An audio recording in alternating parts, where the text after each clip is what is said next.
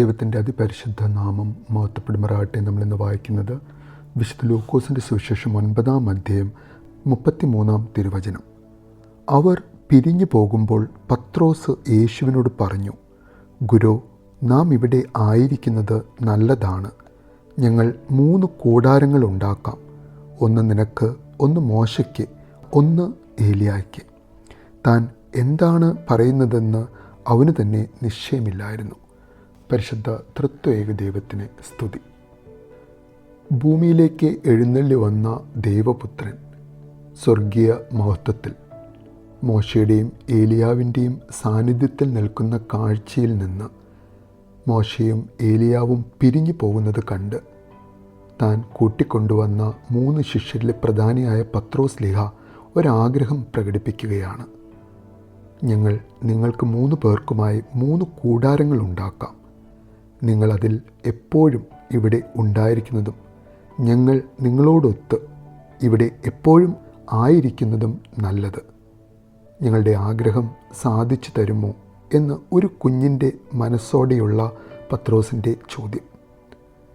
തൻ്റെ എല്ലാമായ ഗുരുവിൻ്റെ താൻ തൻ്റെ കുടുംബത്തെയും തൻ്റെ തൊഴിലിനെയും വിട്ട് ആരുടെ പിന്നാലെ വന്നുവോ ആ യേശുവിൻ്റെ യഥാർത്ഥ മഹത്വത്തിൽ മിന്നിത്തിളങ്ങുന്ന പ്രകാശത്തിൽ ദൈവിക രൂപാന്തരീകരണത്തിൻ്റെ പ്രഭയിൽ നിൽക്കുന്ന കാഴ്ച കണ്ട് ആവേശഭരിതനായി പത്രോസ് പറയുന്ന ഒരു വചനം, ഗുരു, നാം ഇവിടെ ആയിരിക്കുന്നത് നല്ലത് എന്ന വചനം.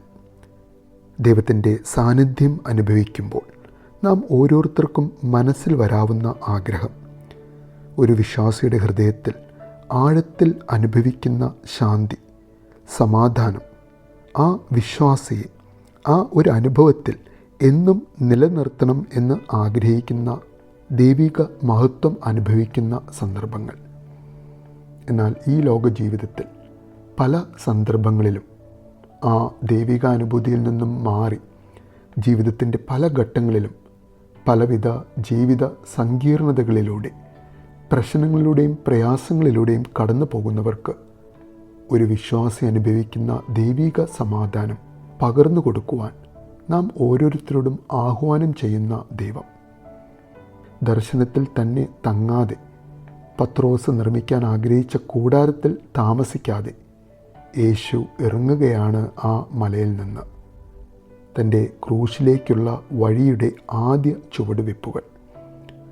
ആ മലയുടെ താഴ്വാരത്തിൽ ദരിദ്രരുടെയും ദുഃഖിതരുടെയും അഗതികളുടെയും രോഗികളുടെയും നാഥനായി അവരുടെ ഇടയിൽ ജീവിച്ച് അവർക്കായി തൻ്റെ സമയം, തൻ്റെ സേവനം മാറ്റിവെച്ച് എന്നേക്കുമായുള്ള മനുഷ്യരാശിയുടെ രക്ഷയുടെ പൂർത്തീകരണത്തിനായി കാൽവരിയിലേക്ക് മന്ദം നടന്നു നീങ്ങുന്ന യേശു.